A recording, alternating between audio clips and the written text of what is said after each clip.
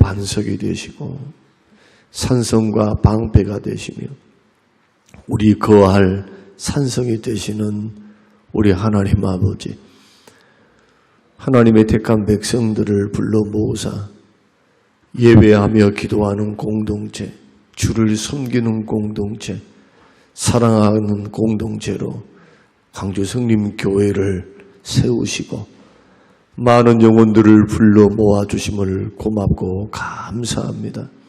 주를 섬기는 기쁨을 배우게 하옵소서. 살아계신 하나님을 만나게 하옵소서.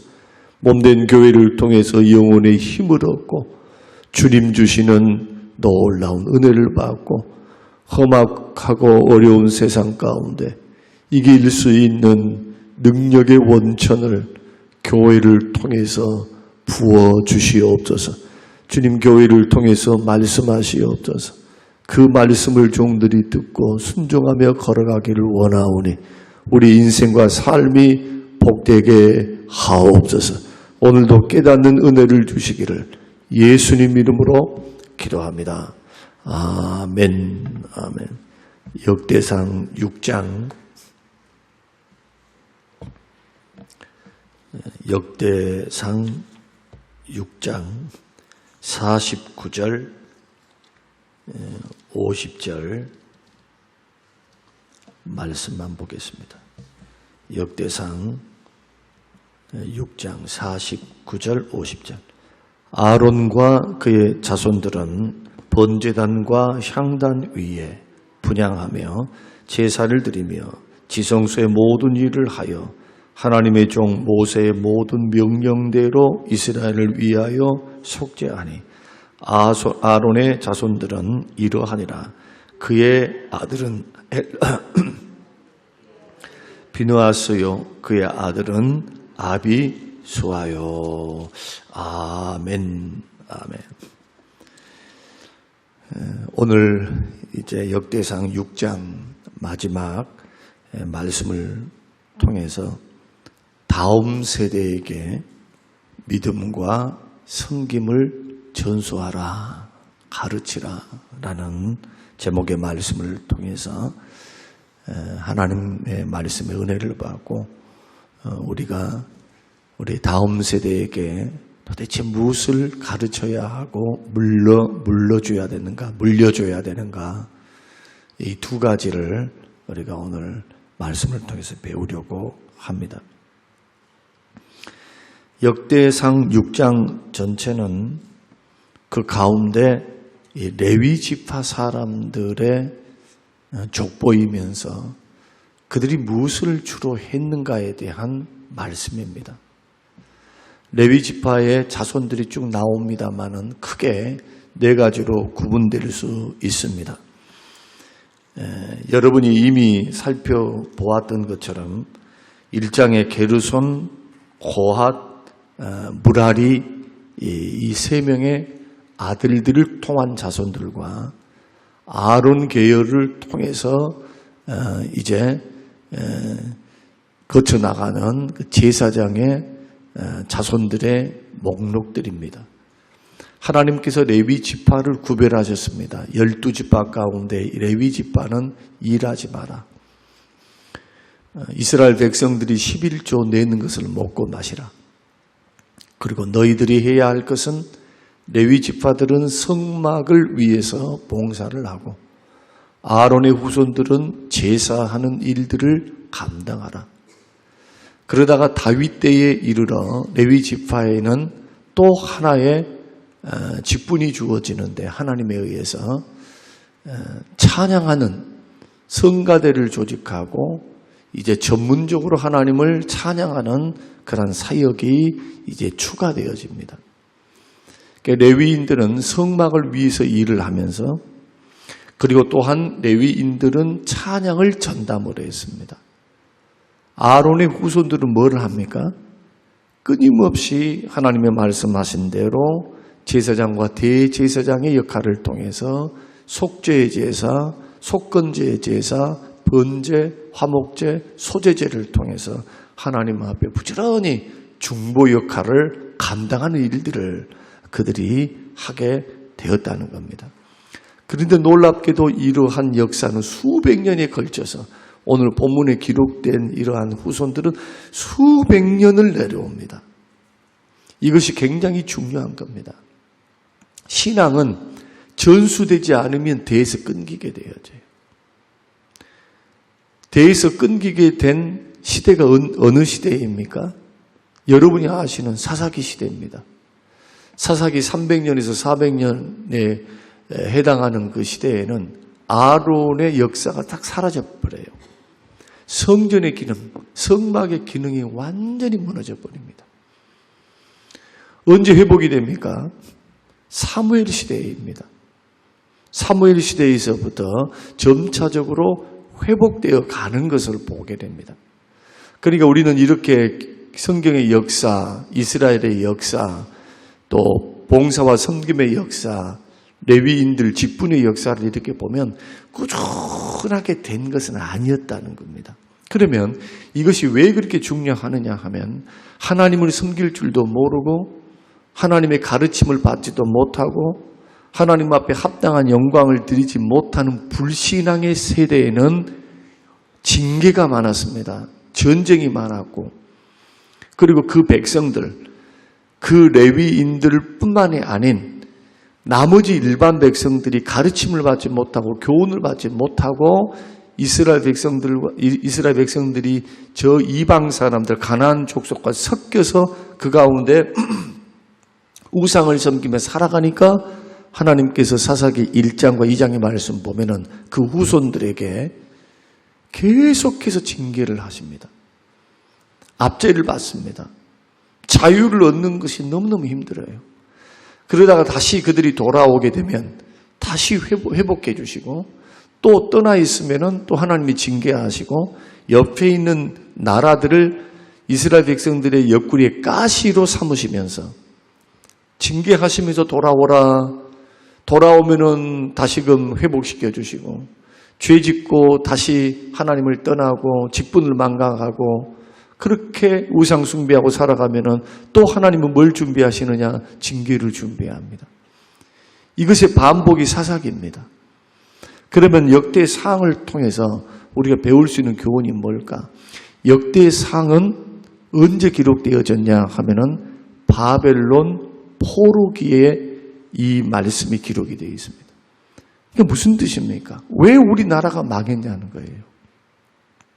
역대상하를 지금 받는 수신사는 누구냐 하면 지금 포로기에 포로로 끌려가는 이스라엘 백성들에게 주신 말씀입니다. 이 말씀은 바벨론에서 기록이 된 거죠. 포로들에게. 그들이 포로로 끌려가서 반성을 한 겁니다.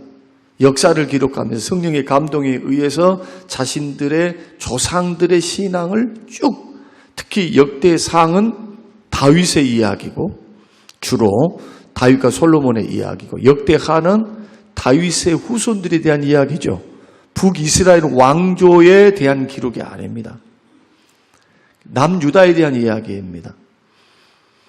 그래도 하나님을 섬기고 믿는다고 하는 그러한 남유다 백성들을 위해서 포로로 끌려간 너희들은 들으라는 겁니다. 우리가 어떻게 해서 이렇게 멸망을 당했는가? 왜 우리는 이렇게 바벨론에게 정복을 당해서 나라를 잃어버리고 예배당도 헐리고 우리는 풀풀이 흩어져 이렇게 자유를 잃고 정처 없이 유리방황하며 살아야 하는가? 거기에 대한 지독한 반성이 언제 일어나느냐? 징계 때 일어납니다. 그러면 그 이전에 기회가 있었을까요? 없었을까요? 기회가 있었죠. 마지막까지 하나님이 패망하기 전까지 느부갈네살에게 1차 공격을 받고 2차 공격을 받고 3차 공격을 받았어요. 근데 이 1차에서 2차, 3차에서 걸치는 이 전쟁이 수년에 걸친 전쟁입니다.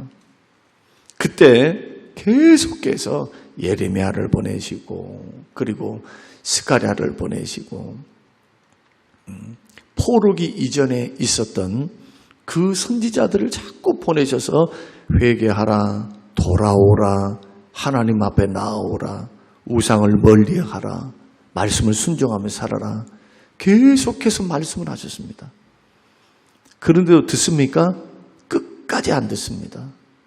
끝까지 이집트 의지하고 끝까지 하나님보다는 삶과 신앙을 고치려고 하는 것보다도 정치적인 해법으로 이겨내려고 그래요. 그러니까 하나님께서 이집트를 의지하는 그들을 가리켜서 예레미야에는 뭐라고 말씀을 하느냐 하면 너희들은 터진 웅덩이를 의지했다고 말씀하죠. 터진 웅덩이가 누구입니까? 이집트. 마실 물을 저장할 수도 없는 이집트를 의지한다. 터진 웅덩이야. 그것은 너희들을 구원할 수가 없다. 그리고 이집트도 망합니다. 정복을 당해요. 결국에는 페르시아에. 그러니까 이런 일련의 역사를 이렇게 가만히 바라보면서 성경을 바라보게 되면 하나님은 변함이 없는 원리를 가지고 대하시지만 사람들은 두 가지 패턴으로 반응을 한다는 걸 알 수가 있어요. 하나는 뭐냐? 개인주의에 의해서 자기의 판단, 자기의 소견, 자기의 생각. 사사기 시대 때 사람들이 자기의 생각에 옳은 대로 행동을 하고 살아요. 그냥 하나님의 말씀이 뭐고 귀찮아. 그 말씀들은 멀고 보이는 환경은 가깝고 그러니까 원리를 버려버립니다. 조상들이 가르쳐줬던 그 아버지 어머니 세대가 가르쳐주고 그 조상들이 내려오는 대대로 내려오는 신앙과 말씀, 기록된 말씀 두루마리가 존재를 했으니까 다 버려버립니다. 그 결과는 뭐냐? 패망입니다. 연단입니다. 징계입니다. 번영을 꿈꿀 수가 없어요. 이걸 배워야 돼요. 역사를 통해서. 그래서 예수 믿는 믿음의 사람들은 자신들에게, 자손들에게 내 자식, 또 손주, 그 밑에 대대로 아이들을 세워나갈 때 꼭 기억하십시오. 여러분들이 살아있는 동안에 그들을 위한 중보 기도를 멈추지 않을 것이지만 그 아이들이 끝까지 하나님의 은혜를 누리고 복을 받고 그들의 인생 그 후손들 중에서 어떤 하나님이 기뻐하시고 하나님이 쓰시는 영광스러운 가문으로 쓰임을 받기를 원한다면 부지런히 가르쳐야 합니다. 특히 두 가지를 가르쳐야 합니다. 오늘 본문을 보면은 첫째는 자기 직분에 충성하라. 레위인들이 찬양을 하든 무라리, 고앗, 게르손 그리고 아론 자기에게 주어진 그러한 지파의 질서대로 하나님의 말씀대로 그들은 자손들에게 자기가 살아있는 동안에 부지런히 하나님께 충성을 했습니다. 직분에 충성을 했어요. 여러분 사명이 생명보다 귀한 겁니다. 하나님께서 우리를 구원하시면 구원받고 행복하게 살다가 나에게 오라라는 것이 아닙니다. 그것이 1차적인 목표가 아니에요. 우리를 구원하시면 그리스도와 함께 고난을 받고 그리스도께서 우리에게 주신 지상 명령을 감당하다가 사명 감당하다가 오라는 겁니다. 이게 마태복음 25장입니다. 사도행전 1장 8절입니다. 그리고 마태복음 28장에서 있는 지상 명령입니다. 사랑하면서 전도하면서 그리스도의 영광을 드러내면서 그 과정에서 있는 고난과 어려움을 감수하면서 천국 가는 그날까지 나의 인생과 삶을 통해 섬김을 통해 하나님이 살아계신다. 하나님이 여기 계신다. 이스라엘을 택하신 목적이 그겁니다. 이스라엘을 이 보잘것없는 이스라엘 백성을 왜 택하셨다고 합니까? 나의 나라로 삼겠다. 너희들의 삶을 통해서 내가 살아있음을 드러내는 존재로서 너희들을 내가 택했다는 겁니다. 그리고 이스라엘 백성들은 구별되게 살아야 했습니다. 하나님을 섬기고 살아야 했습니다. 그 당시에 세상의 윤리와는 다른 하나님의 윤리, 정복하고 힘의 논리로 살아가고 있는 그들에게 하나님은 이렇게 원수를 사랑하고 나그네를 대접하고 미워하지 않고 그리고 하나님의 공의와 하나님의 사랑을 삶으로 실천해서 그 주변의 나라들이 뭘 보게 합니까? 하나님을 보게 하는 거예요. 하나님. 그러니까 우리에게는 예수 그리스도를 믿는 믿음이 믿음으로 구원받았다라고 하는 것이 종착점이 아니고 그것은 신앙의 출발이면서 반드시 합당한 삶을 살아내야 돼요. 그때 필요한 게 뭐냐 하면은 충성입니다. 순종할 때도 충성하고 직분을 감당할 때도 충성하고 자기 직분, 자기에게 사명, 오늘날 우리에게 주신 개인에게 주신 은사도 있고요. 개인에게 주신 이 땅에 보내신 목적이 있어요. 목사는 그걸 발견했습니다. 그래서 목회길에 들어선 거예요. 내가 좋아가지고 막 이렇게 한 게 아니라 하나님의 부르심이 강렬했습니다. 나에게 주신 소명이 뭔가? 여러분 각자에게 주신 소명이 있어요.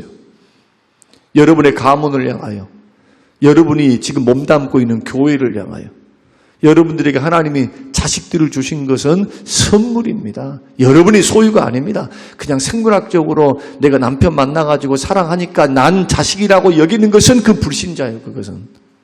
그것은 신앙적인 관점이 될 수가 없어요. 살아계신 하나님, 천지만물을 창조하시는 하나님을 빼버리고 생각하는 이 인본주의 생각이죠.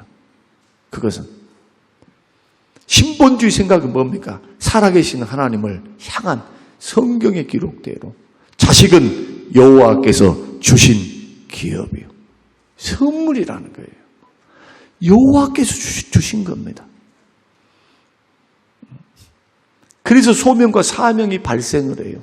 내가 예수 믿는 부모인가 자녀들을 주의 교양과 훈계로 가르쳐야 할 책임이 있는 겁니다. 책임. 그것을 반드시 완수할 수 있도록 우리가 하나님 앞에 기도하고 하나님 앞에 매어 달리면서 부모는 그것을 가르쳐야 합니다. 그래서 충성이요. 첫째는. 두 번째는 예배와 찬양입니다. 찬미의 제사. 이들이 다 했던 것은 뭐냐? 하나님 앞에 예배드리는 일들을 위해서 죄인들이 하나님을 만날 수 있는 방법, 최고의 방법이 성막으로 와서 제사 드리는 거였으니까. 오늘날로 말씀드리면 예배당에 나와서 교회에 출입해서 하나님 앞에 마땅한 영광과 찬양을 예배를 통해서 드리고 찬양을 통해서 찬미 제사를 드리며 예배를 드리며 하나님이 주시는 그 기쁨과 평안을 누리며 함께 서로 사랑으로 믿음의 형제들이 거룩한 주일날 함께 교제하며 섬겨가는 것. 이것을 가르쳐야 합니다. 다음 세대에게 물려줘야 돼요. 그래서 기독교 신앙은요, 예배로 되어 있습니다. 예배가 중심이에요. 모일 때는 예배합니다. 예배. 흩어지면 말씀 순종하고 사랑을 실천하고 복음을 증거합니다. 모이면 기도하고 예배하고 섬기며 봉사하며 다 섬기고 봉사가 뭡니까? 예배입니다. 하나님을 가르치고 성경을 가르치고 주일학교. 여러분들이 밥을 먹고 이런 것도 예배의 일환이죠. 애찬식이니까. 또 오후 예배를 드리기 위해서 서로 식사를 나눠야 되고 그것에 대해서 섬기고 봉사하는 모든 것이 다 뭐의 일환입니까? 예배의 일환이죠. 거룩한 일이죠. 주님의 영광을 위해서 몸된 교회를 섬기는 거니까 어떤 분들은 성가대로, 어떤 분들은 찬양 봉사로, 어떤 분들은 식당에서 각자 하나님이 주신 역할을 따라 또 어떤 분들은 예배에 동참하는 그 일들을 통해서. 그래서 오늘 우리가 역대상 6장 레위 지파의 그런 족보를 통해서 우리가 배웠던 것은 크게 세 가지라고 할 수가 있습니다. 질서 있게 섬기라. 자신의 자리를 귀히 여기라.